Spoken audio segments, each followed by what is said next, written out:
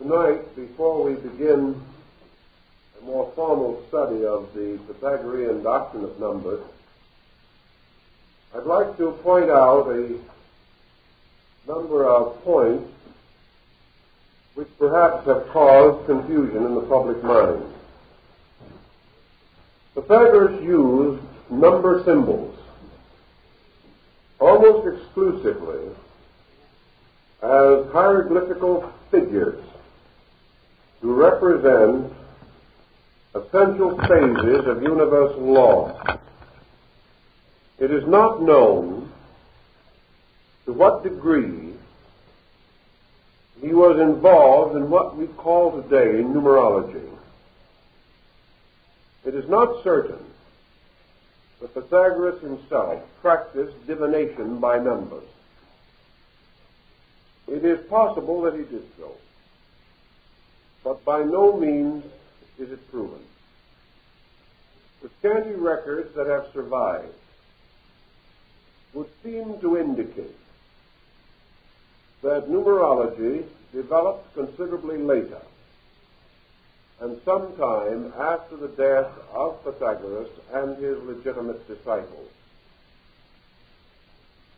The association between letters and numbers is possible in the Greek alphabet, in which letters are used in pagination and in place of numbers in many instances. We know there is a peculiar divinatory device called the wheel of Pythagoras, which shows apparently the numerical equivalent of letters and vice versa. This wheel, though attributed to him, is not with absolute certainty associated with his name.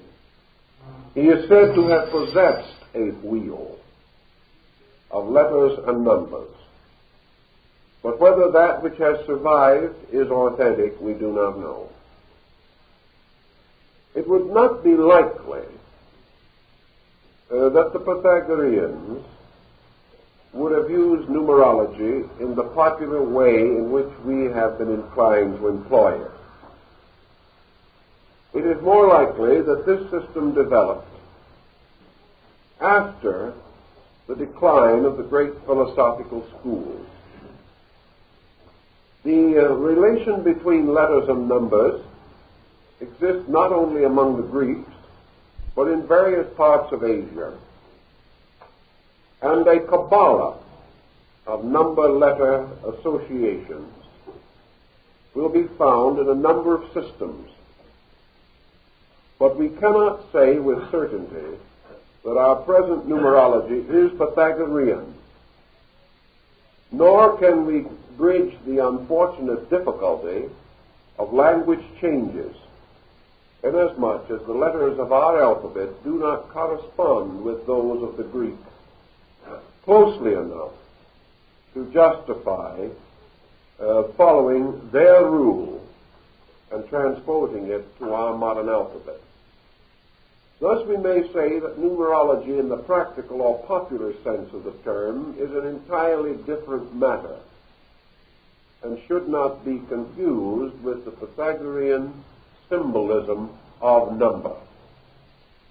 To them, number was a very sacred mystery, to be used only in the exploration of the great science of wisdom, or the great art of knowing truth. Thus we cannot confuse them, nor can we necessarily discredit the possibility that Pythagoras did have some divinatory concept. The Greeks practiced many forms of divination in his time, and it was customary and usual to form oracles in a number of ways, including from the flight of birds, from the gathering of clouds, from the changing of winds, from the entrails of sacrificed animals, and in many other manners. Pythagoras was accredited with knowing the future, with having a tremendous internal mystical apperceptive power Therefore, many legends have gathered around him, and many arts and beliefs have been attributed to him. There was a period during the medieval era in human history in which a great number of books were fabricated and attributed to ancient authors. Among these, we might note in passing Aristotle's supposed essay on midwifery, which is not quite authentic. We may also put under the same heading the mysterious 6th and 7th books of Moses, of which the prophet undoubtedly knew nothing. Yet there was a time when catchpenny productions had fascination for the public mind, and wonderful names were associated with some very bad work. This all adds up to these points which we wish to make. Theon of Smyrna, one of the earliest and greatest of the Pythagoreans, does not mention divination in his great thesis on numbers. It would seem that he might have done so had it been part of the original system. It is not recorded by Iamblichus in his Life of Pythagoras, nor is it reported by Plato, although he makes use of Pythagorean number. We do, however, find comparatively early evidence of numerical speculation in relation to divination, but little prior to the 8th or 9th century, so AD. So we have these problems which we merely point out in passing. Now, for the convenience of those who are interested in classifying materials, I have tried to work out a very simple keyword system as to the Pythagorean approach to number.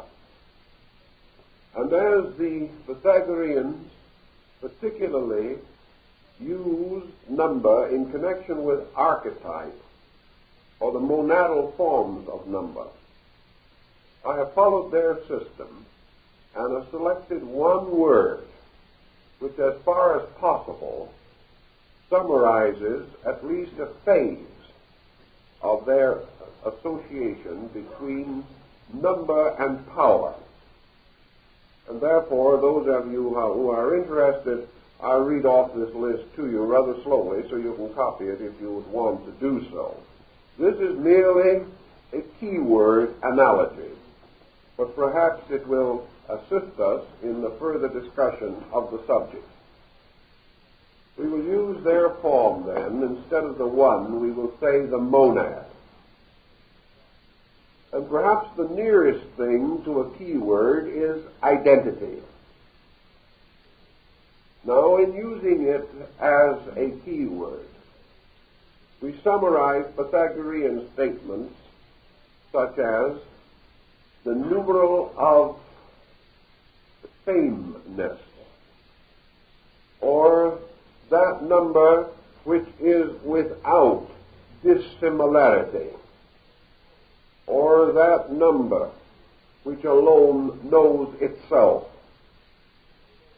Many such statements as this seem to carry the general tone of identity with the several meanings of this word. Our own identity is our own monad.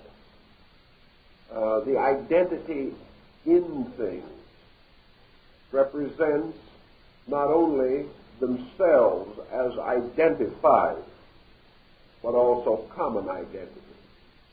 That the same selfness in each is to be regarded as an identity with all other selfness. So in terms, those things which are of a causal nature, approaching the throne of deity, are said to possess identity. Identity with self, identity with all self, identity with deity. And the numeral, or the numeration, the monad, carries this thought.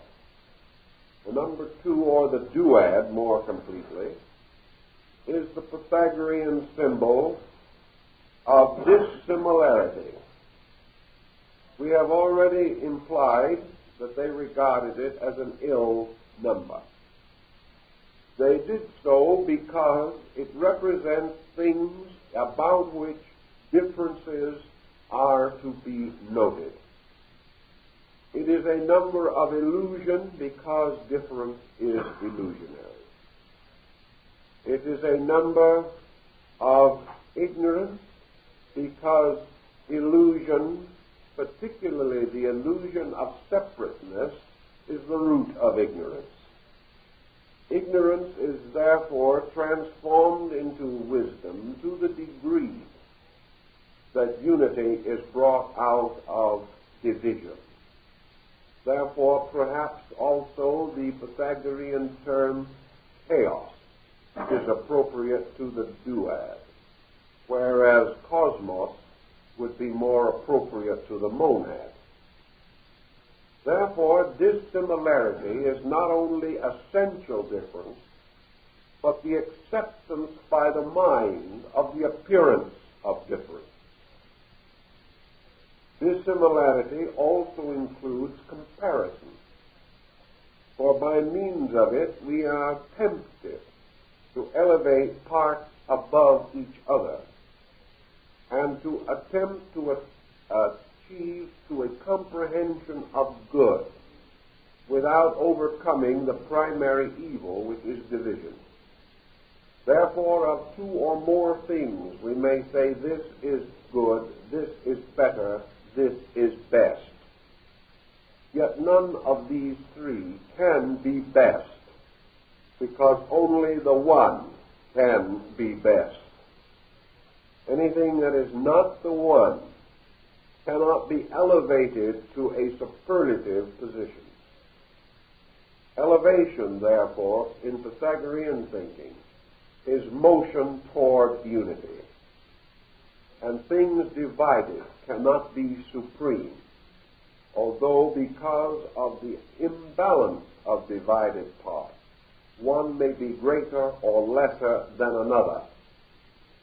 Yet always totality alone is superior to parts.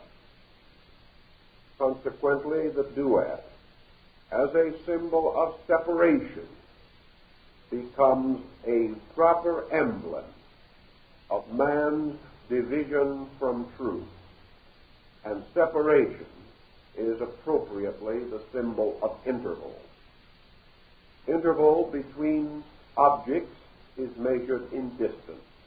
Interval between qualities is measured qualitatively. But wherever interval or distance exists, the duad is inevitable. All lines must have ends.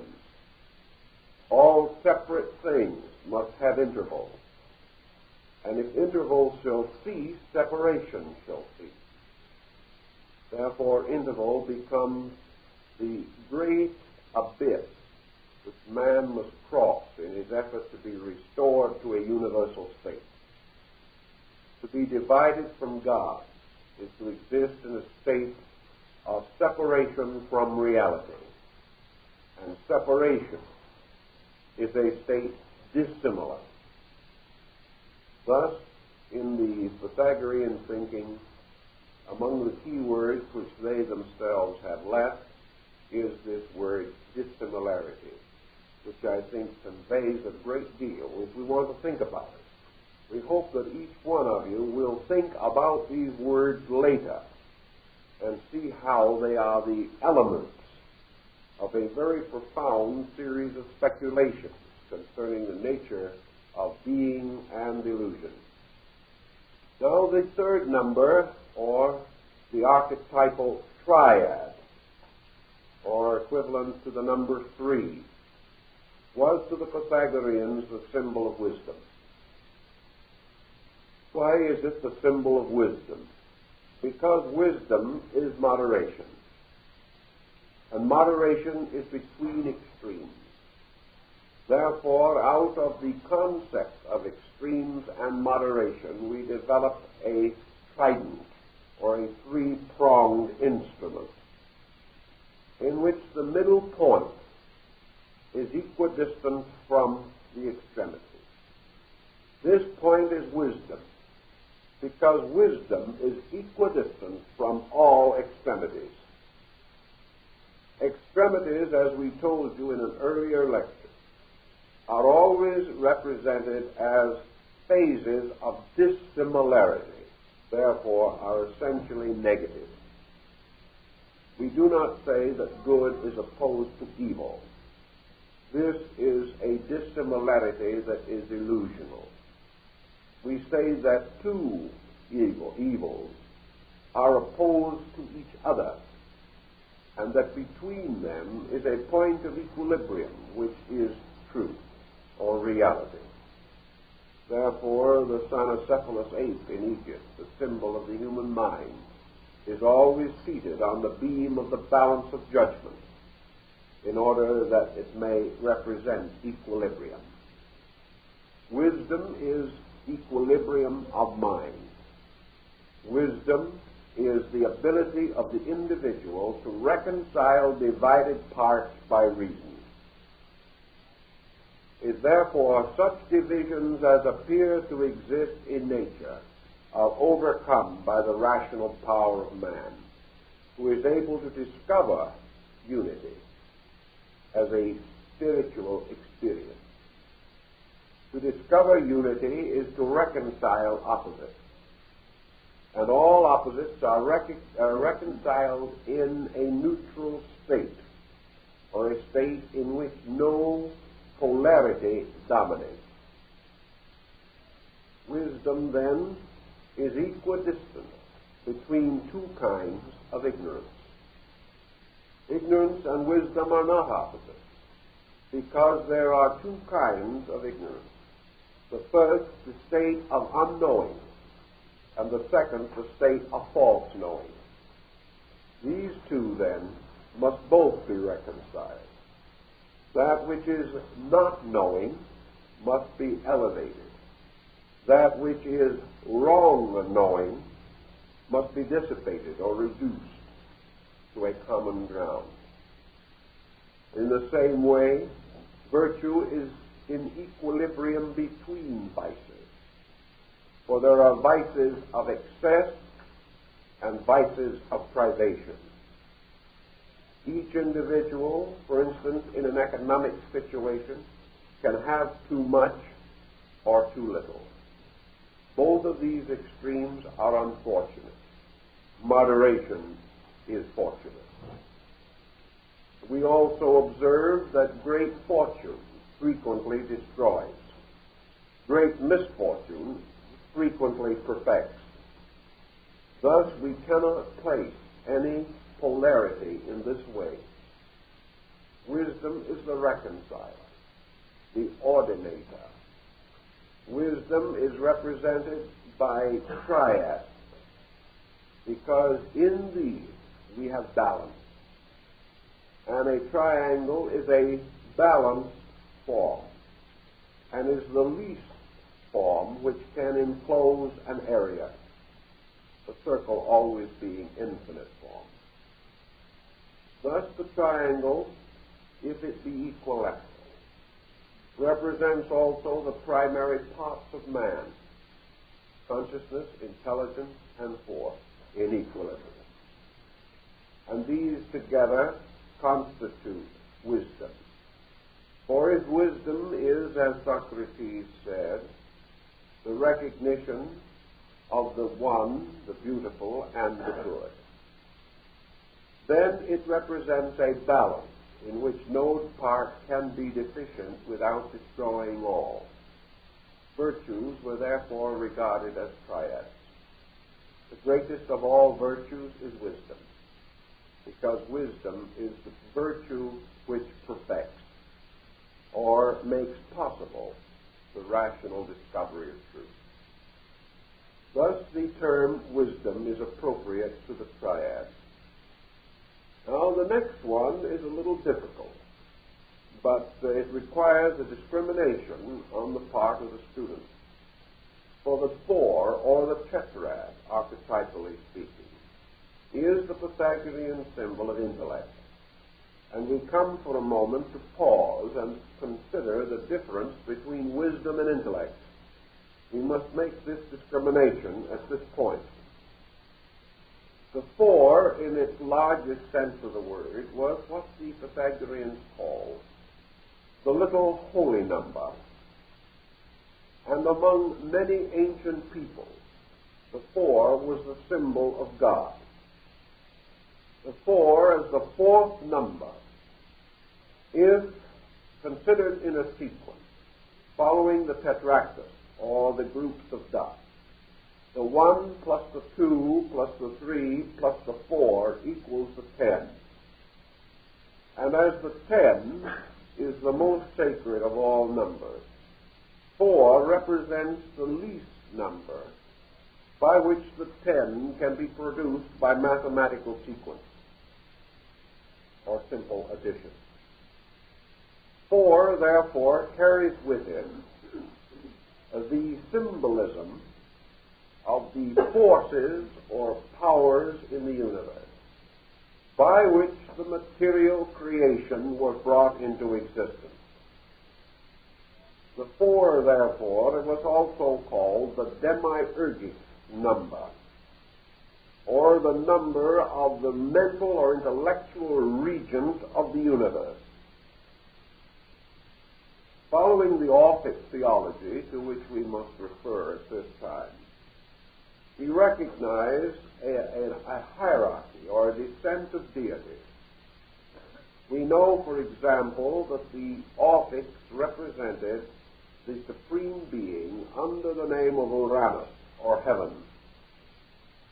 That Uranus, in turn, lost the kingdom to Cronus, the god of time.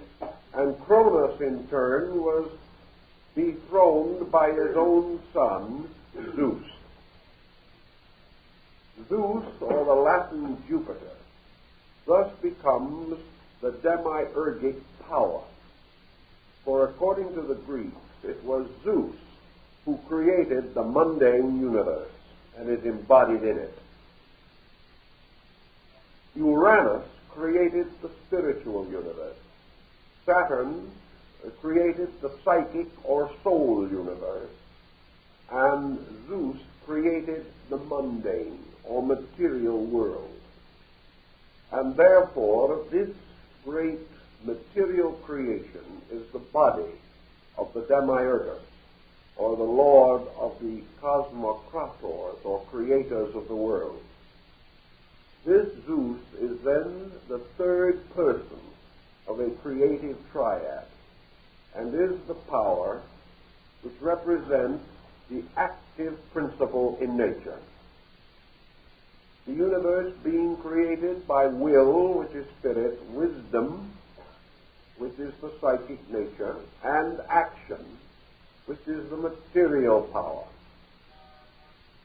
Zeus or Jupiter represents the active or objective principle, or the emergence of life from and in form. Thus he is called the formator, and is so recognized in most systems. Among 72 different peoples, according to the Kabbalah, the name of the deity responsible for creation contains 4 letters or characters. These letters or characters are called in the Hebrew form the tetragrammaton, or the name of 4 letters. And this always implies the third logos, or the creating power of the material universe. The ancients generally regarded and revered the number 4 because it represented the elements, the direction, and of course, when presented in cruciform, represents the 4 arms of a cross, either an actual cross or a St. Andrew's cross. The cross was, of course, the symbol of matter, or of materiality, and it is therefore the cross upon which the Logos or the Christos is crucified. The cross represents the material world and also bodies and the four instruments of science or knowledge. For the Pythagoreans held that man possesses four powers by means of which he is capable of orienting himself in the material world. We say intellect is different from wisdom, inasmuch as man can think, but thinking does not necessarily imply the achievement of wisdom. The world intellect corresponds to the concrete mind of man. Therefore, the number 4 represents mind focused in matter, and this is termed intellect. Whereas the number 3 represents mind focused in a superior state, therefore abstract or creative mind. Intellect rationalizes, but wisdom is not possible without understanding, and understanding implies the living, vital experience of a thing. The mind, therefore, contemplates. Wisdom is the production of contemplation plus internal experience, or apperception through psychic power within man's own nature. Wisdom is a state of knowing, whereas the intellect leads to remembering, to thinking, and may also end in disputes or dissension. By mind, man builds the world. By wisdom, he perfects himself. They are not the same thing, although in many respects they may appear to be quite similar. Wisdom represents an attribute of God. Mind represents a limited manifestation of this attribute in man or in some created being having a separate intellectual nature. The Greeks, therefore, used two terms to represent wisdom and intellect. One of these was intelligible and the other intellectual. Intelligible being or knowing is that in which knowledge is inherent and cannot be separated. An intellectual being is one in which knowledge must be acquired or must be the result of some process apart from inherency. Thus, certain orders of superior beings are intelligible because they move from a source of wisdom within themselves, whereas man is an intellectual because he moves toward a source of wisdom about which and of which he is not yet able to know completely or perfectly. The intellect aspires to attain wisdom. The wisdom principle itself is therefore an end of intellect. When we say the intellect brings with it the possibility of wisdom, we then clearly distinguish between the two states. An individual who has remembered a well-known scientific thesis may be called intelligent, but he is not necessarily wise. For wisdom is a dynamic. Wisdom is much more than thought. Wisdom is possible because man is capable of attaining it. But we may say with Pythagoras that wisdom is archetypal and exists whether there is anyone to know it or not. Thus, intellect depends upon wisdom, but wisdom does not depend upon intellect. Wisdom is a reality in itself. It can perhaps be aspired to by intellect.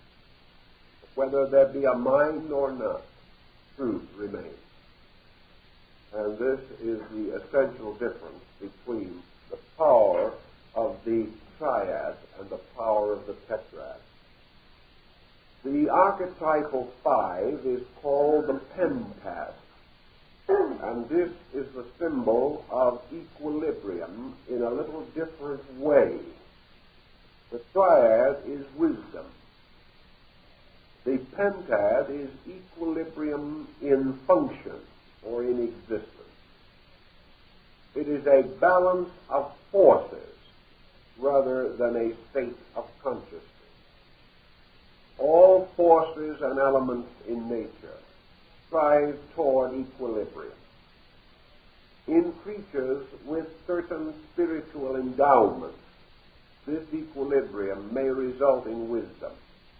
But in creatures of another kind, or in orders of life different from those we recognize, there is what is termed equilibrium.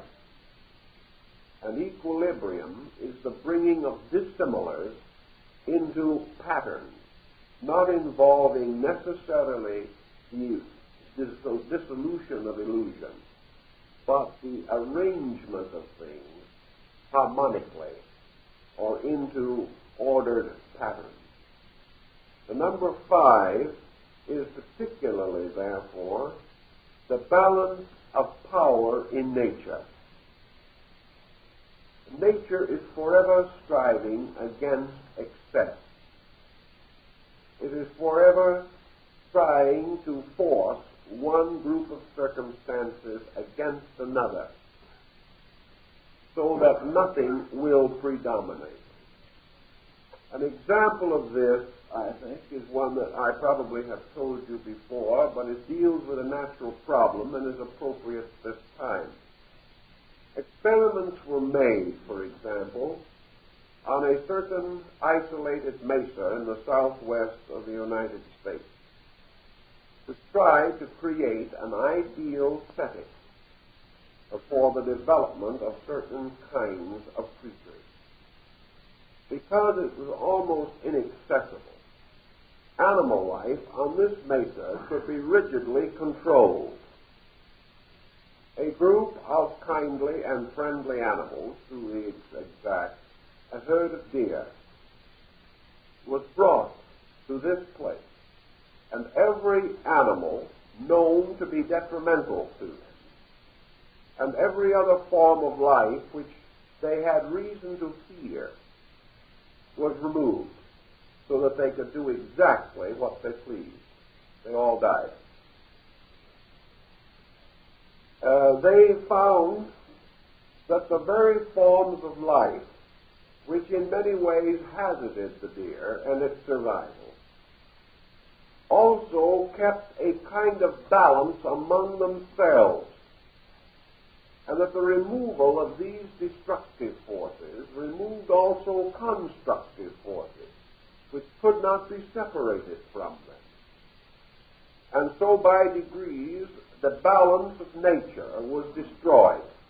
And by destroying the balance, the very creatures we sought to save were themselves eliminated. We know this is also psychologically true in the case of the human being. There are persons who, in a great spirit of kindliness, try to prevent others from suffering. If they succeed, they generally destroy the other person. In attempts to save children from the necessary experiences of living, for example, we do not preserve purity, so we simply weaken character, and the child becomes incapable of meeting the problems of life effectively. Nature is forever working for an equilibrium, a maintenance of balance. And man, regardless of his good intention, frequently interferes with this equilibrium. So the Pythagoreans, way back at that time, recognized the affinity between the number 5 and man, as assuming and affirming, therefore, that the number 5 was also the symbol of the Hierophant, or the master of the mysteries. The hierophant, of course, being man, the master of nature.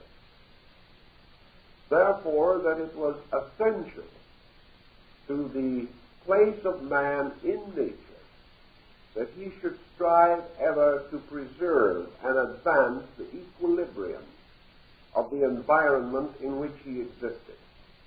This equilibrium not only assured a better world around him, but preserved him. For man exists only because of a balance of forces. If this balance is too gravely disturbed, man will destroy himself, a message which might have some interest to atomic thinkers these days. The universe is therefore appropriately represented in its natural equilibrium by the number 5. And this number, because of its relationship to man himself, was represented as an upright 5-pointed star,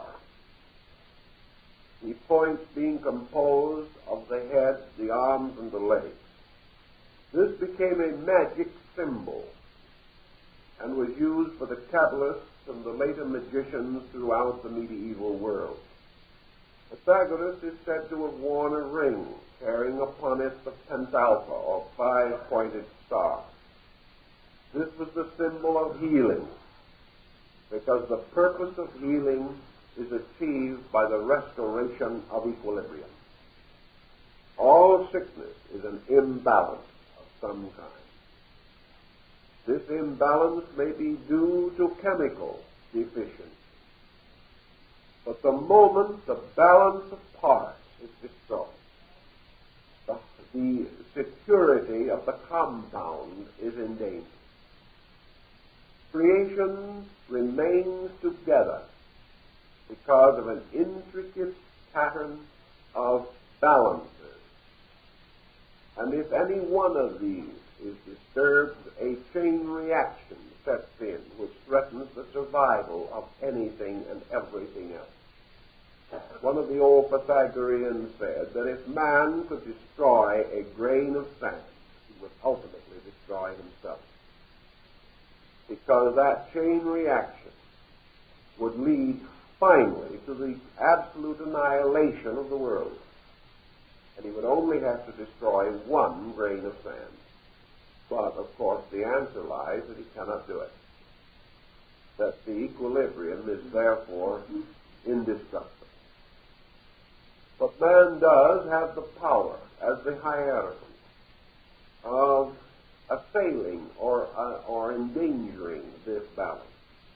And the Pythagorean symbol of health, therefore, was to restore balance, to restore the balance in relationships in life, to recognize that every inward attribute must be balanced with a manifestation, that words without works are dead, that there cannot be too much of an intake without some giving out, or there will be trouble. That nutrition not only requires food, but also exercise and the use of energy. That wherever there is a blocking or a stopping of the flow of universal life, survival is threatened.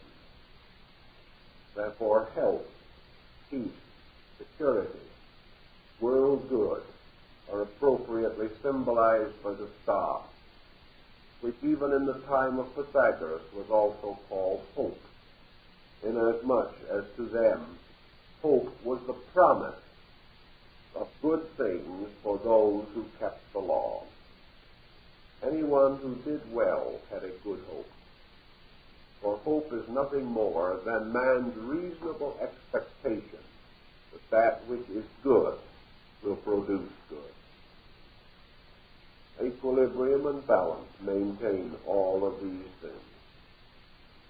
Now there is a difference between, again, the 5 and the 6, but it is subtle, like the difference between the 4 and the 5. Because the 6, according to Pythagoras, the heptad, was called the number of harmony. Harmony is, again, a kind of order. But harmony is not so much concerned merely with balance. Harmony contains many other attributes, of which perhaps the most important is motion. Harmony, whether it be of sound or of movement or of color, implies certain motion and a certain vibratory relationship. Equilibrium is the balance of things. Harmony is the equilibrium of things within themselves, rather than in their relation to other things. The six, of course, to the Pythagoreans was also the number of creation. Creation being, of course, essentially and primarily the manifestation of universal law through the harmonic of generation. So the number six, being composed of two interlaced triangles, one upright and the other inverted, forming a six-pointed star known to the Hebrew Kabbalists as the Shield of David. This symbol was the symbol of union, in the sense of the union of generation. It was the symbol of the generating of the universe. And according to the Pythagoreans, therefore, it was called marriage. It was called union of the positive and negative principles of life. In the Bible, the Old Testament, we hear of the 6 days of creation, and the 7th day upon which deity rested. In 6 days shalt thou labor and do all thy work. 6 was therefore the number of labor, and the great labor was creation. And creation is the primary work of being, and it is also the primary labor of man. For all things fulfilled through creation. And the archetype of creation is the creative act of God itself, or the supreme power. Thus, in the principle of creativity, we also find harmony. Why harmony and creation are linked together by the Pythagoreans may be a little bit obscure. But I think the answer lies in their recognition that creation is ordered or harmonic motion. Creation is a sequential unfoldment or ideation of things from within themselves. In the simple and natural processes of creation, there is no dissonance. There is the dance of life, the magnificent harmony of the spheres, and the very processes of creation are the ultimately natural actions of things. Therefore, the inevitable and spontaneous fulfillment of the purpose for existence is harmonic, it's beautiful, it's orderly. We gain another concept from this thinking in connection with the first chapter of St. John, where we find that in the beginning was the Word. The Word, or fiat, the creative tonality, which we find returning again and again in religious and philosophical systems, in the mantrams, or sacred chantings of tones, and in the garlands of letters of yoga and tantra.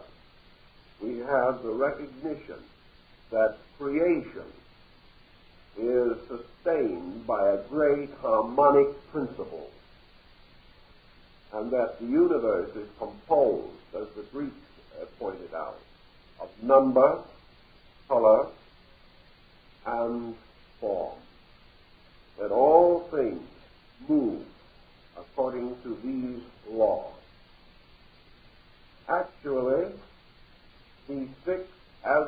symbol of creation is appropriately a symbol of harmony. For there is not a star which thou beholdest, but in its orbit like an angel sings, hymning to the young-eyed cherubim. Always this great Pythagorean overthought of the tremendous harmonic of creation. The creation was a song. The creation was a magnificent unfoldment of tonal beauty that actually whirled with the songs of angels, and that everything that grows and lives is in some way the lengthened shadow of a song. That Pythagoras was a musician, that he had the sensitivity of the musical consciousness, we know. And we can understand why, to him, as to Bach, mountains were set in key, and various changes of climate and temperature, storms and wind and waves, were point and counterpoint. These things were all part of one tremendous rhythm. And man listening, as Pythagoras did, for the tone of nature, the great Kung of China, the inevitable song that extends and expands and goes on forever. He realizes with Pythagoras that this whole universe is maintained because of a great tonal vibration. Also that everything that lives has a tone, a keynote. Caruso was able to break glasses by sticking them with his finger and then singing the tone until the glass broke. Glasses and other fragile instruments can be broken by the tolling of a bell. And from the tuning fork, we realize how sounds are carried and can be picked up. Pythagoras, marching with his disciples through cities, played upon his lute the keynote of the great architectural building pattern, declaring that every piece of symmetrical architecture was built around a musical form or pattern. And that if this keynote was emphasized in a peculiar way, the building would fall, even as the walls of Jericho fell when the trumpet sounded, when the tribes of Israel led the sacred covenant around the walls of Jericho. So the universe was a great mystery of harmony. And Pythagoras went further to point out that man, seeking the universe, seeking his re-identification with the universe, much like in the philosophy of Lao Tzu, must approach by means of harmony. By the harmonic proportions of his own soul, man was able to hear the music of the Spirit. By the mysterious silences and quietudes of his own consciousness, he was able or could become aware of the great tone, the great universal note which sustained all things. Thus creation was indeed the blazing forth of sound, around which forms were gathered, and every living thing is a sound embodied in a form.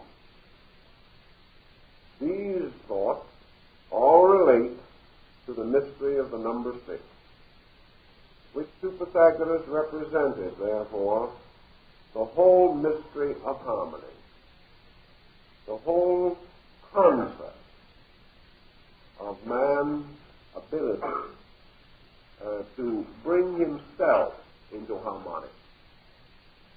And we have the harmonics of good and evil. We have the harmonics of ignorance and wisdom. And today we are beginning to recognize the importance of the therapeutic value of sound and harmony in connection with sickness. we know that when we speak of harmony, we speak of several things. For in a mysterious way, we use one word to cover two grand ideas. One of these covers the concept of sound, the other the concept of integration. When we say a person is harmonious, we do not necessarily mean that he is singing, nor do we necessarily mean that we hear some sound coming from him. We mean by harmonious that there is no discord in his nature, that he is a concordant person, and that therefore his whole nature is a melody of conduct, a melody of natural motions and emotions, a melody of synchronized parts of function. At the same time, we use the term harmony to represent an advanced form of musical composition, one of the last and greatest forms to be developed. Because we recognize in music 3 degrees also. We recognize the basic principle of rhythm, which is perhaps the oldest form of music that we know, largely the result of primitive percussion instruments, the drum, and things of that nature. Then we recognize melody, which is a continuous story unfolding in tone. We know the Greeks at the time of Pythagoras sang only by melody, and that also that they had no essential keys as we know them, nor did they train their voices in any harmonic arrangement. As one old writer points out, they all sang the same words at the same time, and they sang according to the convenience of their voices. Now that might or might not be particularly delightful to us at the moment. They made no effort to agree as to the key or pitch. They simply spoke musically or with the concept of music. But Pythagoras does receive considerable credit as having introduced the concept of harmony, although it languished for a long time thereafter and did not have immediate recognition. But harmony represents intervals and the recognition of intervals, producing such things as the diapente, the diacesaron, and things of that kind, the intervals of music that are harmonic and enharmonic. This also tells us that harmony has to do with the knowledge of intervals. And this again has to do with the ordering and the sequencing of various attitudes. Harmony in music is the ability of two things essentially different to unite to produce a common concord. Thus, individuals thinking and living according to the conveniences of their temperament may still unite to form an harmonic composition. In other words, things cannot be harmonic that are not identical. And by the very laws of harmony, these differences under discipline enrich the tapestry of tone and make the entire work more interesting, more advanced, and more spiritually satisfying. All these are rules and laws, then, that come under the heptad, but under the hexad. But we must now go on to the heptad, which is the archetypal form or power of the number 7. Pythagoras gives us many key words, but they are all, I think, summarized in one law. Number 7 is the number of the law. Now, by law, the Pythagoreans meant that celestial integration of processes which constitute the inevitable pattern of conduct for all things. In other words, the will of deity is revealed through law, and the way of heaven is given to man through the laws of nature. That which in itself speaks not in words that man can hear reveals itself by conduct, and law is the conduct of God. To the Pythagoreans, therefore, law is the forever revealing book of truth. Laws are of two kinds, divine and natural. Divine laws are those which reside archetypally in the divine being. Natural laws are the reflection of divine law, conditioned within a kind of substance or material, through which all of universal or divine law may not be perceived or apperceived. Only a part of the great law is embodied. The rest remains in its own nature. That part which is unembodied in matter, however, may be embodied in soul and in spirit. Therefore, man advancing from a material state to a psychic state may move under the administration of laws previously unknown, but forever existing. Law is also referred to by the Pythagoreans as the will of God, because by means of law we become aware of the divine will to be itself, to fulfill, or to relentlessly and inevitably consummate its own purposes. For man, therefore, there is no release from law. The universe is lawful, and man, in order to attain to any state of security, must keep the law. Now, in addition to those laws which arise in God and nature, there are laws which are formulated by man himself for the administration of his own society. Most of the great codes of laws have originated in revelation or mystical or religious works. The earliest codes that we have, such as those of Hammurabi, are accredited to deities, and it is believed that they were revealed to prophets and patriarchs and great lawgivers of ancient times. The human history of law is largely derived from the record of things traditionally observed. Most so-called spiritual revelations of law are accumulations of human experience, sanctified by time and demonstrated by utility. Thus, even man-made law is only the shadow of his observation of universal law.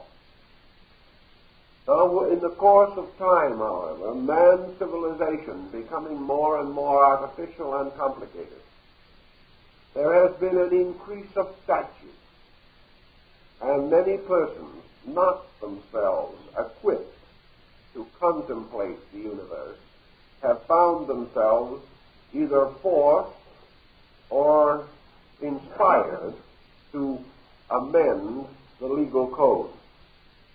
The result is today that laws are not always in accordance with heavenly law or universal law.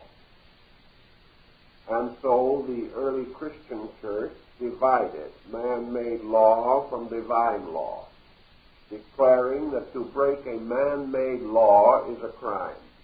To break a divine law is a sin. A sin being an act against God, a crime an act against man, or against the common good of man. Now, if we go back to our book of Genesis, we find that on the seventh day the Lord rested and set aside the Sabbath. And in the Kabbalah, the Sabbath becomes what is termed the center of the directions. The universe was recognized in ancient times as having 6 directions: north, east, south, west, up, down. These directions all came from a central point, and this central point was called the Sabbath, or the great throne, and power moving into objectivity from itself extended in 6 directions from its own nature. And these 6 directions later became the 6 faces of a cube, and were so symbolized in the Pythagorean symbolism. These 6 directions and the center exhausted the potential manifestation of power. Therefore, they represented law or motion, because to the Greeks, law was also a movement. It was a motion of energy according to its own nature. And when we say according to its own nature, we say law. For this is accord with self, or accord with the essential reality of a thing. According to the Pythagoreans, no natural energy ever broke its own law, or tried to. Because in the world of energy, laws or powers are inevitable. It is only in a sphere of individualized intellectual entities that even the concept of disobedience is possible. All disobedience is a limited condition, however, for disobedience can never actually achieve magnitude in itself. But things moving according to their own natures are considered lawful.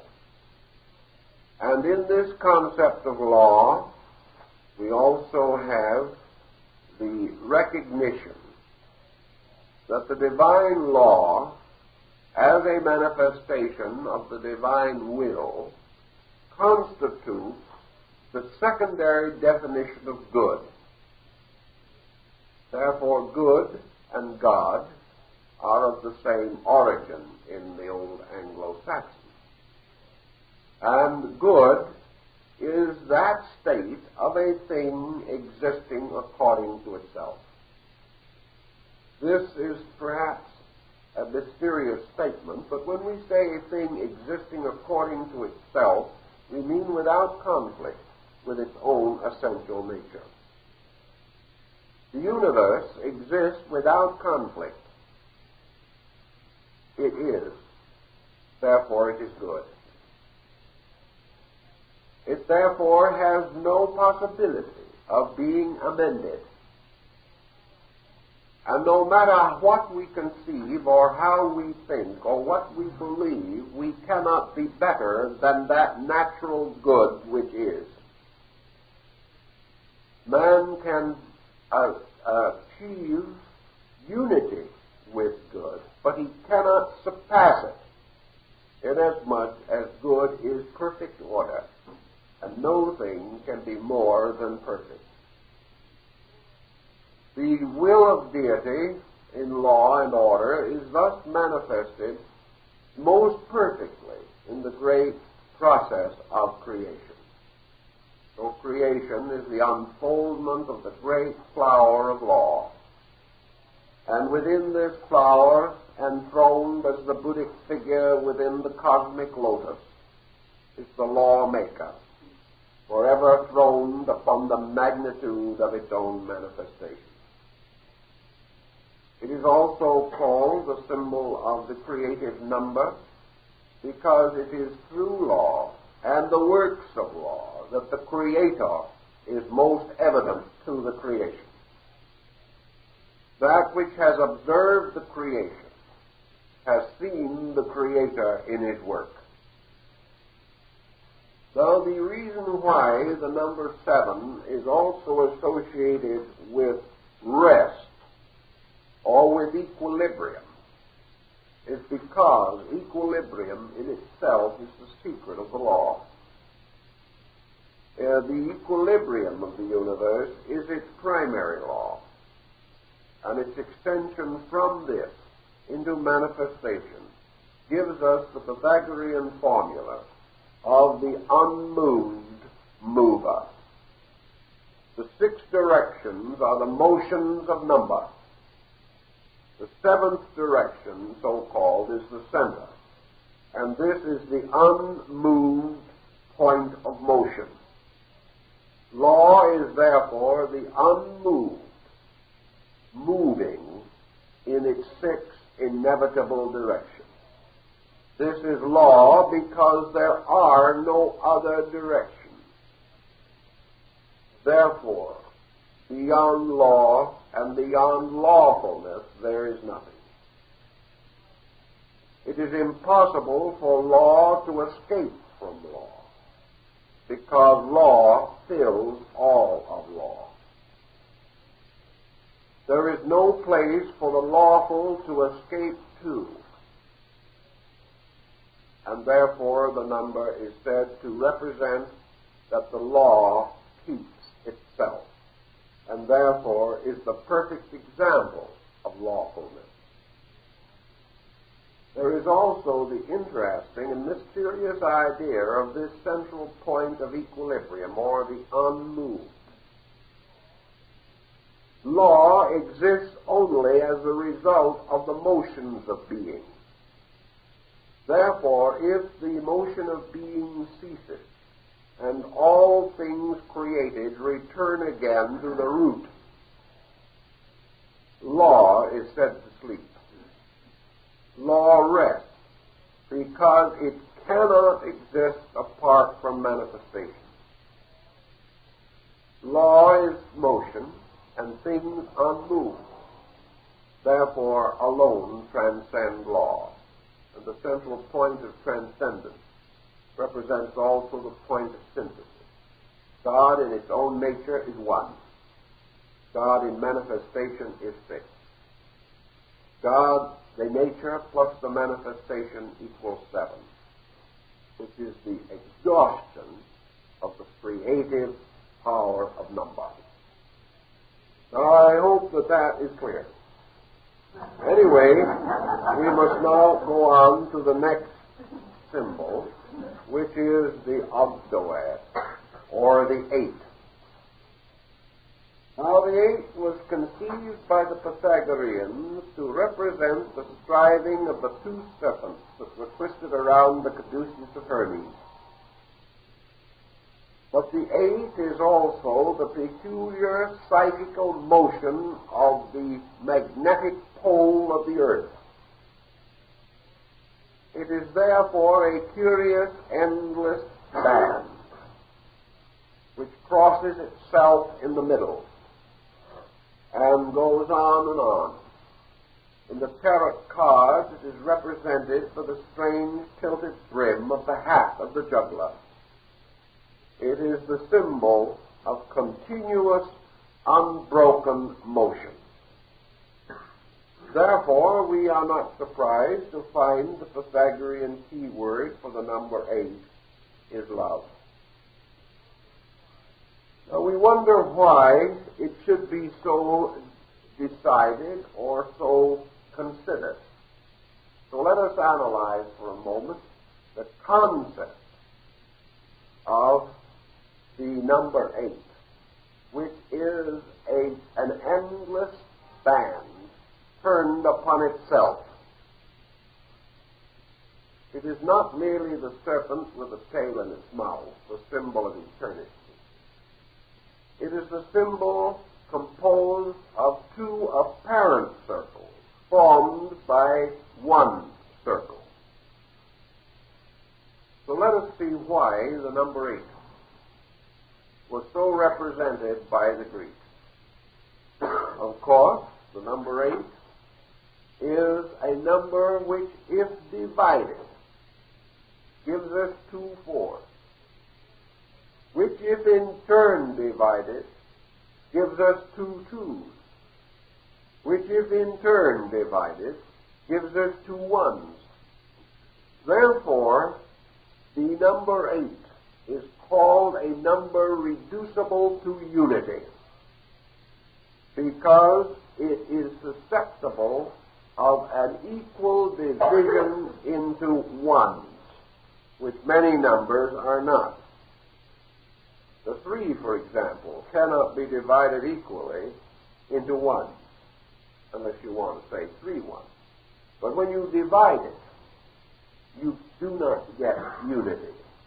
You get a 1 and a 2. But in the number 8, you have a complete division. A half of 8 is 4. A fourth of 8 is 2. An eighth of 8 is 1. 4 plus 2 plus 1 equals 7. Therefore, we find the reestablishment of the law, and we suddenly discover that we have a septenary concealed within the 8, and which the 8 exceeds.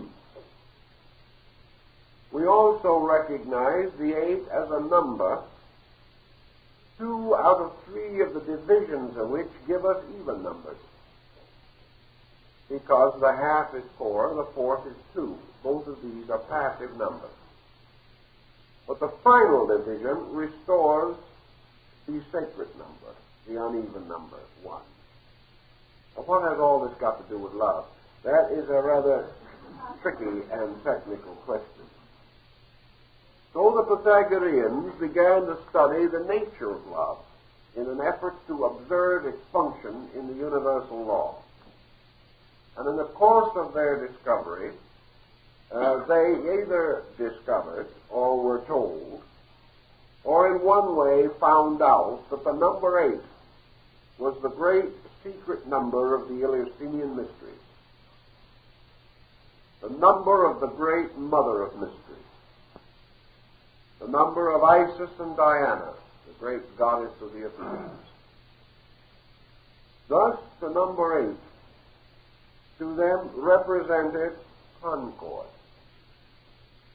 It represented not a union of forms, as in the case of the number 6, which is a union of 2 triangles, but a union of infinities, because it is a union of 2 spheres, or circles. The circle being a symptom or symbol of infinity, or an infinite number of parts. Therefore, the union of infinite becomes much more significant and important numerically than the union of forms, bodies, or forces. The number 8 begins to represent then what the Platonists later described as the 8 forms of amity. And we find the Greeks, in their own legislative system, represented or recognized 8 forms of relationships between things. And these 8 forms, to them, all represented kinds of regard, affection, or love. Things which are outwardly divided by form cannot outwardly coalesce. Therefore, in order that any forms of themselves integrated and separated can unite, a binder must be introduced of some kind. And in alchemy, this binder was mercury, the universal solvent. Gold and silver could not meet, except that both be dissolved in mercury. Everywhere in nature, there has to be a universal solvent by means of which things not naturally materially compatible can still be brought to identity or to a relative degree of union. To the Greeks, the universal solvent was love. They recognized it as that power which could alone hold things together, which had not yet the power to hold themselves together. If man, for example, could experience identity with another creature and could know himself and that other creature to be one, we would have an entirely different concept of relationship. Christ said, "I and my Father are one." Man can say this, but he cannot experience it. He cannot know it. Therefore, where the individual may not know that he is God, the religious systems of the world tell him, therefore, to love God, and that through the love which he bestows upon God, he builds a bridge between God and himself. And in life, for man, the union of divided parts is through the bridge of human regard, affection, and respect. Now, the eighth is composed of two fours. And we have already recognized from our study of the four, or the tetrad, that the four represent the divine power involved in the creative process. In other words, the Lord of the material world. And also that part of man which is involved in the psychic mystery of generation. A four may likewise then be considered equivalent to the human psyche in the sense that it represents the demiurgus or secondary creator. For as the universe creates the soul, so the soul in turn engenders the body, fashions it, forms it, and molds it into the likeness of itself. Therefore, an ensouled body, whether it be the solar system or a minute atom, all ensouled bodies are tetrads, because four is also the least number of surfaces that can enclose an area. Thus, any human being is a tetrad, a body ensouled. The ogdoad becoming the symbol of two ensouled bodies, therefore becomes the number of sympathy. Inasmuch as two ensouled bodies have all essential qualities in likeness or in similarity, all creatures, we will say then, are ensouled bodies. Yet having this great identity of fact in common, they cannot get along. They cannot recognize that in all essentials they are one, and that what we call diversity is entirely of matters not essential or essentially real. Yet by diversity we are infinitely separated. And this separation or self-centeredness of being would ultimately lead to the final destruction of being.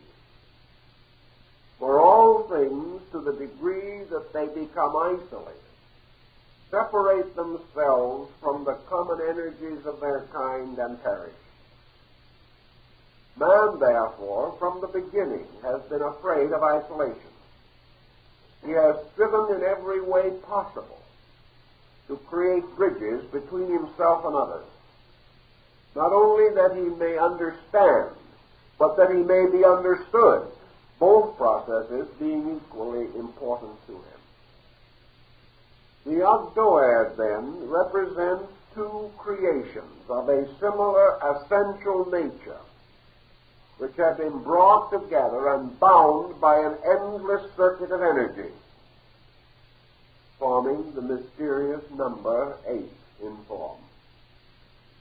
Thus, the 8 is the symbol of those overtones of regard, those subtle energies of consciousness by which the individual seeks to perfect self through the experience of association, and also attempts to escape from that isolation which means the inability of the self to function. The Greeks recognized that man's selfhood has two essential functions. One is the expression of itself through its own organism, and the second is the extension of that expression of self to the circumference of society. In other words, the person not only wishes, in a sense, to control himself, but he wishes to control others. He wishes to extend his psychic field beyond the circumference of his own body. He wishes to exert influence, which, moving from him, permeates other things, changing them, altering them, modifying them, influencing, controlling them, and perhaps even destroying them. This motion of influence from each person, therefore, becomes the basis of conflict. For conflict is not a struggle of bodies, but a struggle of psyches moving through bodies and moving out to the degree that they become inhibiting upon each other. And therefore, we have the battles of wits and of minds, and the struggles of ambition and things of this nature. 8, because it is a balanced number, because it is an ordered number, indicates a natural and placid association. It is also a passive number, or a negative number, which would imply and infer, therefore, that the virtues which it represents are not virtues of aggression, but virtues of receptivity. Therefore, we say that love seeks not for itself, but for others, and is not a force moving primarily toward self, but from self. And as we study along in psychology and human relationships, we find the individual who loves himself seldom finds any satisfaction in the emotion. To the degree that we center our regards upon ourselves, we are impoverished. To the degree that we bestow them, we enrich ourselves. Passive numbers, therefore, represent indirect methods and would be appropriate to a term like happiness, which can never be the result of a particular effort, but must be the consequence or reaction of things. Therefore, love is a reactive power, the individual growing by what he gives and not by what he has. Love, to the philosophical group in the Greek problem, represents many levels of affection, extending from friendship through various types of personal regard, through various divisions of affection, as the love of child for parent, the love of parent for child, the love of man for country, the love of man and woman, the love of beauty, the love of virtue, the love of good, the love of truth, the love of wisdom, the love of God. These are all degrees of affection. And strangely enough, all affections of this kind are distantly but inevitably possessive. That which we love, we instinctively possess, and only lose when we become aware of our possessiveness. We continue to possess until we say so. Then we lose. We continue to possess until we demand, and then we destroy, because the number is passive. It cannot do in the form of a direct action. A man can earn wisdom, but he cannot carefully plan a career toward love. The Greeks, therefore, agree with most other systems that the term love is essentially undefinable. To define it is to defile it. To rationalize it is to destroy it. It represents an intangible and is the presence of a strange and elusive God, according to the Greeks, who appears and disappears at will, takes innumerable forms, and yet wherever he appears, bestows great goodness, beauty, and glory. For to the Greeks, the God of love was also the inspirer of art, the perfecter of philosophy, and the greatest cause of civilization the world can possibly imagine. It was also the number of initiation into the Eleusinian mysteries, because in these mysteries man approaches the experience of the love of pure truth. And the mysteries were institutions of love, inasmuch as the purpose of growth is to learn to love reality. Not merely to understand, but with an ardor of the spirit to cast oneself towards the object of affection. In the Song of Solomon the King, therefore, we find the three great divisions of love, as it was sung also in the mystic songs of the troubadours and the minstrels, and is to be found in the raptures of the dervishes and the Sufis and other Eastern mystics. Solomon says in the beginning of the song, "My beloved is mine." In the middle part of the great song, he says, "My beloved is mine, and I am my beloved." In the last high note of the song, he cries out, "I am my beloved." A motion from selfishness to unselfishness. And this, according to the Greeks, was the great motion by which things separated outwardly can still find union and can experience above the illusion of separation. So the eighth is a binding of things by their principles and by their essence. And from such bindings also are generations produced, because the productions of love are beauty, and beauty is a great goddess that cannot die. So the next number that we consider is the Aeneas, or the power of the number 9, or the inverted 6. Now, in the Pythagorean system, the number 9 is called the number of limitation. Now, there are many reasons why it is so designated. For one thing, as is rather obvious, that the 9 immediately falls short of the 10, which is the complete cycle of number.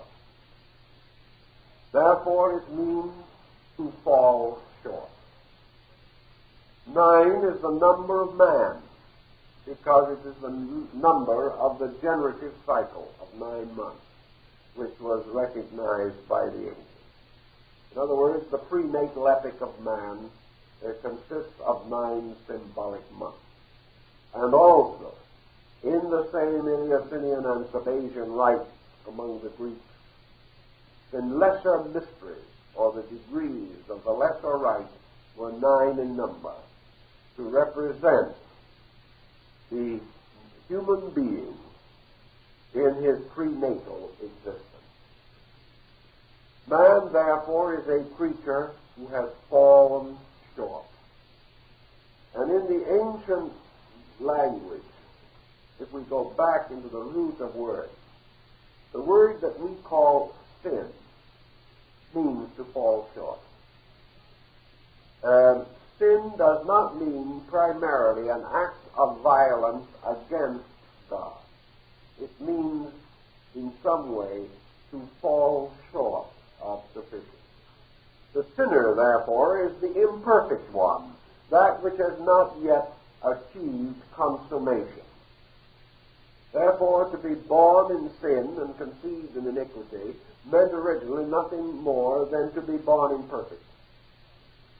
The rest of it was a little theological dressing to make it sound more formidable. But man falls short. And there are many symbolisms explaining this falling short. The human being exists within the womb of nature, which is symbolized in ancient times by the zodiac. The zodiac at one time consisted of 10 signs of 36 degrees each. Later, the compound sign of Virgo Scorpio was broken and the sign of Libra or equilibrium was placed between. We still find the trace of this in the similarity of the form of the two signs, Virgo and Scorpio, and also in the setting up of the scales of Amentet in Libra, part of the old mystery ritual of the balance, equilibrium between the two great arcs of the universe. But in the Greek system, the concept of the 12 divisions of the zodiac was also known at the time of Pythagoras and generally accepted. And we find that man is therefore 9/12 of a circle. He requires for his prenatal epoch 9/12 of a year. And as he lies in embryo form, his body occupies 9/12 of a circle. In the same way, the Greeks believed that the human brain is 9/12 of a sphere. All these symbolisms, while they may or may not be sustained historically, or we will say physiologically, are still of interest to us. So what do we find? That from a very early time, there were 3 steps or degrees of the state mystery introduced to make possible the complete birth of man. In the ancient wisdom teachings, therefore, man is born by 9 months of generation and 3 degrees of initiation. The broken wheel being mended by the ritual or rite. For the silver cord is loosened, and the wheel is broken at the cistern. The broken wheel, which occurs very often in early religious symbolism, is this symbol of imperfection, the incomplete being, the 9/12 creature.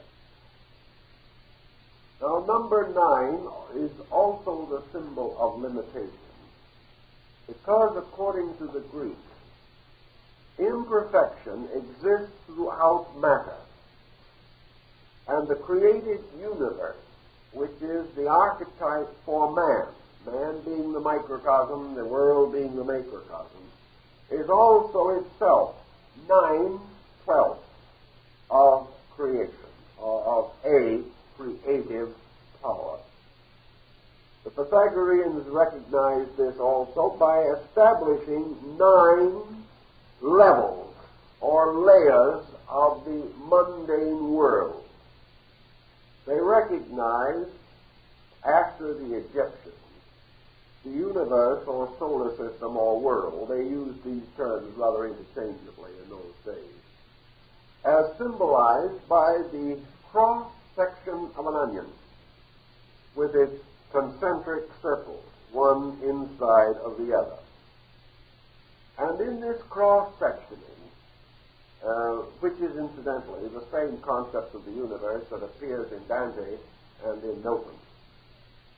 The layers are 9 in number, the lowest of them being the Earth, above which are the 7 orbits of the planets, making 8, and then the 9th, which is the sphere of the fixed stars, being a circle surrounding the rest. Therefore, according to Plato, souls coming into generation fell from the sphere of the fixed stars, descended through the orbits of the planets, and finally entered the earth, or the krator, the cup, the vessel which receives these things. Man is therefore represented by them as 8 plus 1, or 9. 8 being the symbol of principles, and the 9th of the depository, or cup, the krator, which receives principles, being the physical form or body. Man is therefore 8-fold in his complete superphysical construction. And to this is added body, which is the receptacle of principles, but is not itself a principle. Man thus combined or formed together is the symbol of this imperfect pattern, this unbalanced structure, this wheel which cannot turn and cannot support the load for which it was intended. The wheel, incidentally, was not only by the Greeks, but also by the Mayas and Aztecs of Central America, regarded as a symbol of imperfection, and no wheeled vehicle was used in America prior to the coming of the Spaniards. They considered it a symbol of ill luck or of evil. They declared that when the wheel came, civilization would die. Well, we've got a few wheels around here. I don't know whether it has brought about the problem that we know, but wheels within wheels can be dangerous. The 9 is a symbol of man because it was also associated with a positive pole of generation. Man not only has these 9 tenths or 9/12 of a completeness, but according to the ancients, he had 9 bodily orifices. He had 9 essential systems of bodily structure. And throughout all of his development, there was a repetition of the cycle of 9. The combination of 9 and 6 equals the sign of Cancer, by the way, which is the symbol of generation in the zodiac. Man, therefore, represents a generating power which lacks the completeness or the fullness of regenerative capacity. Man as 9 must therefore be subject to salvation because in some way he is imperfect. The Chinese carry this symbolism to quite a degree because whenever they produce a work of art, they intentionally make a flaw so that it shall not be said that they aspire to the perfection which peculiarly belongs to heaven. And when the Japanese painter and sculptor Kobo Daishi, one of the founders of the great Shingon-shu, one of the great divisions of Buddhism in Japan, was making the dragons on the top of the gate of a temple, he did so beautifully that when he put the last drop of paint exactly where it belonged, the dragons began to move. He was so perfect that he had bestowed life, and therefore with the quickness of mind for which he was always justly distinguished, he took a little paint of the wrong color and put it on, and immediately the dragons returned to wood again. A nice symbolism, but implying or suggesting this idea that man, were he complete, would indeed be a god, and that the universe could, so to say, come completely to life in him. But there is something lacking, something mysterious, like the mysterious ingredient for the philosopher's stone, which the alchemist sought everywhere but could never find. And this imperfection is the key to humanity, and therefore the number 9, which incidentally also was an important number because it contains 3 triads. And these 3 triads were themselves symbolic of the nature of man, who has a 3-fold spiritual nature, a 3-fold psychic nature, and a 3-fold body. Thus he has everything except the cord to string them together with, and that remains until another number. Man has all the faculties, but he is now struggling desperately for the establishment of that which is missing, and that is what the modern psychologist likes to term integration, oneness, to bind them together. Man is still a creature divided, because his mind needs the one to make it a unit, to make it a oneness again. So we are not surprised then that the decad, or the number 10, is called by Pythagoras what? Faith. And that is only one of the names, however, which he gave it. Not faith, faith. F-A-I-T-H. Because it is the object of all human sincere contemplation. The decad is called the triumph of number. It is number which, having moved from unity through diversity, establishes a new kind of integration. It is the achievement of the unity of totality, for the 10 becomes the symbol of the whole tetractys, or the sum of number, as the 1 is a symbol of indivisible unity.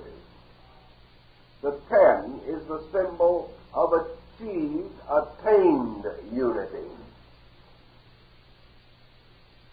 The final consummation of all things in the perfection of themselves is 10.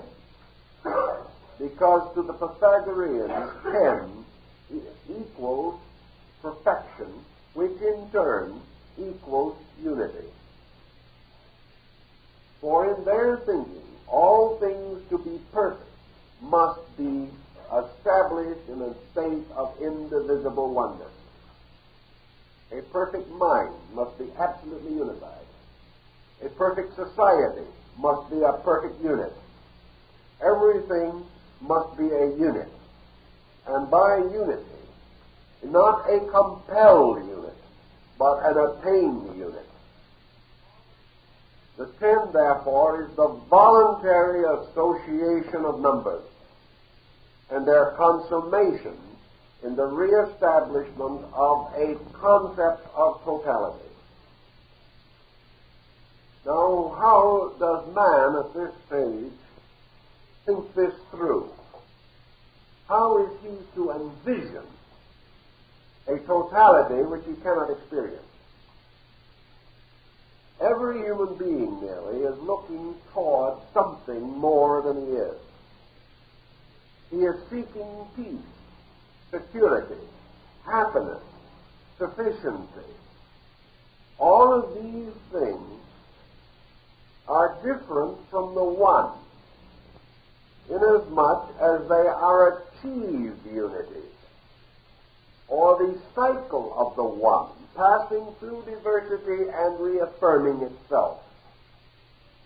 So the cipher becomes a symbol of the cycle, or the motion by means of which things return to themselves.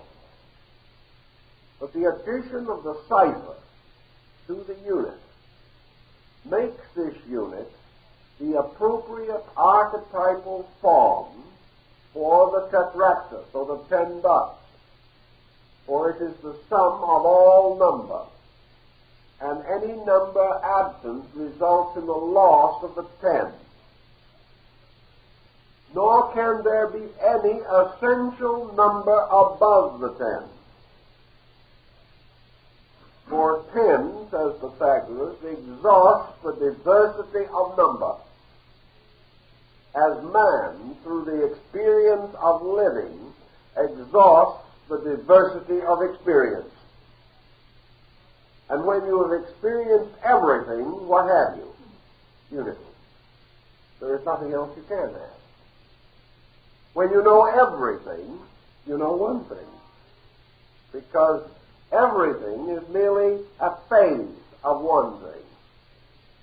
There are not 10 wisdoms in the world.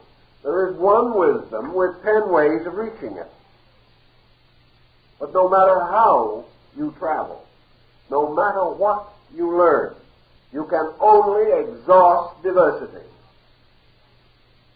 And when you have realized that, you have achieved the consciousness of absolute unity. So unity in the sense of 10 is the exhaustion of all numbers. And the numbers are like, in the old legend, are represented by rivers, which flowing down all meet in the number 10, which represents the sea. And the number 10, of course, is a potential one, because the sun will raise the water from the sea, carry it in the clouds, drop it on the mountains, where it will become many streams, and will finally come back and converge again into the sea. So the journey from the sea to the sea is the journey from the 1 to the 10. And it is infinitely repeated. But Plotinus calls it the journey of that which is alone, the one, to that which is alone is, the sea. The drop of water and the sea are both unity.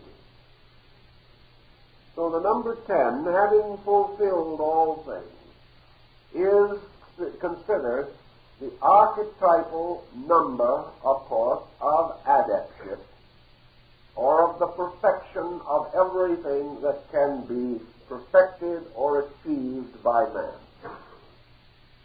In every department of life, the 10 is the beginning plus the method or the means or the intervals and the end, which is in the beginning. And in the great Egyptian glyphs of Rapalonilus, this is the serpent with a tail in its mouth. Because all things are moving in this eternal cycle. Thus Pythagoras, affirming the basis of his entire mathematical system, also established for us the concept of the decimal system, by which all things are measured in terms of 10. And in this basic concept, we think, we do not know, that perhaps mankind developed the idea from the 10 fingers, which he first used in counting. And there is the old story, you know, that when he had to get to 11, he had to take a shoe off. There was the concept of the 10, and the 10 in the Kabbalah, of course, was composed of 2 5s, which were the hands. The placing of the hands in certain Jewish rituals represents the union of these 2 5s, which in turn represent the 2 tablets of the law, each containing 5 of the commandments. So the 10 commandments, which constitute the law and the prophets, is another statement of the completeness or fulfillment of universal law through the Decad. And the Decad was completed originally by the old legend, inasmuch as the inscription on one tablet of the law was raised, and the inscription on the other tablet of the law was engraved into the tablet, so that when the 2 tablets met, the raised and the sunken parts united, forming one absolutely solid pattern. This, of course, represented the union of the positive and negative principles, or the polarized concepts of law and order, or law and the prophet, or the old and the new dispensation, and all that has to do with it. Now, the addition of 1 to 9 equals the 10. Therefore, the number 1 added to the 9 becomes also a messianic symbol, and is so represented in nearly all religious systems. Because there appears the intercessor, the comforter, the soter, the Messiah, who in each life plays the part of the 1 to make the 9 10. He is available, or this power is forever supplementing the 9 to make the 10, and is so recognized in the Jewish metaphysical system and also in the Christian Kabbalah of the Middle Ages. The 10, then, we have now as the symbol of the completeness, of the wholeness or the fullness of a thing. The numbers have fulfilled their part. They have been added together, and out of the addition of the first 4 numbers is restored the number 1 again, because the number 1 is the first part of the 10. Now the Pythagoreans and other numerologists after them have taken another attitude, namely that you take your compound numbers, for example, and you add these numbers to find again your basic unity, according to the gematria and the notaticon of the Kabbalists. Thus, for instance, if you have a number 25, you take the 2, add it to the 5, and you have 7, and you go back to your basic pattern again. So all numbers above 10 are reducible to numbers under 10. The general exception in some systems is that 2 numbers, 11 and 22, are not reduced. These have to do with certain key letters of the Jewish alphabet. But it is normal, for instance, to take a number above 10 and add the parts of it to produce another number. Thus 34, you add together, you have 7. 29 becomes 11. And that number you do not reduce, but leave at 11. Thus, in all these systems, you have some other interesting problems that appear. Now, when we come to the study of certain numbers, we find other habits about them that are interesting. The number 5 multiplied by itself will always have itself as in the final term of the multiplication. 5 5s are 25. And this number, or the number 6 multiplied by itself, will always have the number 6. 6 6s are 36, and the number is returned, or is recurrent. Now, by this process, what do we have? We have here 1 plus 2 plus 3 plus 4 plus 5 plus 6 plus 7 plus 8 plus 9 plus 10. And if you add them all together, you get 55, and add those, you get 10 again. 5 and 5 equal 10. And so you go. And you find these numbers are infinitely repeating formulas. And these formulas are the things that to the Pythagoreans reveal the infinite power of number.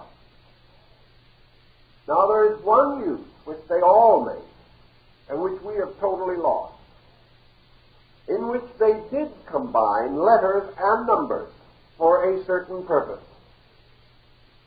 Thus, for example, when they wished to conceal an energy, universal power, or agency under a name, they would select for that name one the sum of which numerically would be equal to the power intended. This was done by a particular process. Therefore, the Gnostics took the deity Abraxas, which was their god of the cycle, And the Greek number system associated with the letters is such that the numerical power of Abraxas is 365, which is the symbol of the year. They frequently made use of this type of symbolism. Therefore, the number 666, which is associated in Revelation with the beast, is the sum of the numerical value of the Greek word, which means the lower intellect. Thus, they used words and numbers to indicate particular meanings, in order that each of these meanings might be meaningful and obvious through a Kabbalah or through a method. Thus, according to Pythagoras, take the names of any of the Greek deities, take their numerical equivalent, and you can reduce them on the tetractys to the power for which they stand. This is because these names were selected by the ancient Orphics with this purpose in mind. And the Egyptian system upon which it was built was much earlier than Greek civilization, although Pythagoras was the first to publicly describe it. Thus, all, perhaps, of the admonitions that we find in the book of Revelation, for instance, are meaningful. For it calls a particular spiritual penalty upon anyone who shall change the spelling of a single name. And no one knows why. But it was because of this analogy between the meanings of letters and of the power of number. Thus, letters were associated with number in this way. But I think you will see that thus, in this application, we are not necessarily dealing with a problem of divination. We are dealing with a cipher by means of which we can substitute letters for numbers, and in that way create words which are appropriate names for things, and yet which do not necessarily have the meaning that we first suspect. It was an excellent manner for making a concealment of some kind, which could go back to the science of numbers. This was used a great deal in the Old Testament, where many names are merely very carefully concealed mathematical formulas. So by these formulas, you get another way of reaching into the mystery involved, or the idea behind the use of certain letters and characters. So in general, that is what we can cover in connection with this concept of number. Those of you who are interested in going further with it, you will find a section in our book on symbolical philosophy devoted to this, and with a fairly complete development of the basic number patterns as recorded by Sion of Smyrna. For those who are intrigued beyond this point in their study of the Pythagorean theory of number, I believe one of the best available texts, although it is a difficult one, and very scarce, it can be consulted here in our library, and that is Higgins' great work, The Anacalypsis. This work shows a great deal of research into Pythagorean number. Many secret societies, incidentally, that survive today have numerical symbols which can be reinterpreted in terms of letters and back and forth. These things become an interesting problem. Dionysius describes the Logos, or the great figure, blazing in light with every letter of the Greek alphabet located on some part of its body. And of course, Pythagoras tells us that his own name, which was not his real name, that the name Pythagoras contains within its numerical and letter powers the entire secret of his doctrine.